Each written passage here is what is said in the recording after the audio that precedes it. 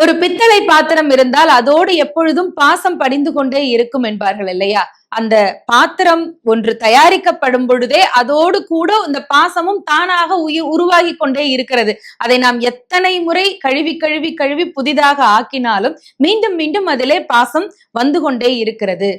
அப்படி அந்த பாத்திரமாக இருக்கக்கூடியது நம்முடைய உடலும் உயிரும், மனிதர்கள் தான் அந்த பாத்திரங்கள். இதிலே எப்பொழுதும் ஆணவம், கண்மம், மாயை என்கின்ற 3 மலங்களும் பாசமாக படிந்து கொண்டே இருக்கிறது. எத்தனை முறை புத்தி சொன்னாலும், எத்தனை முறை இறைவனை சென்று நாம் வணங்கினாலும், எத்தனை பெரியவர்கள் அறிவுரை சொன்னாலும் கூட மீண்டும் மீண்டும் இந்த மலங்கள் நம்மை சேர்ந்து கொண்டேதான் இருக்கின்றன.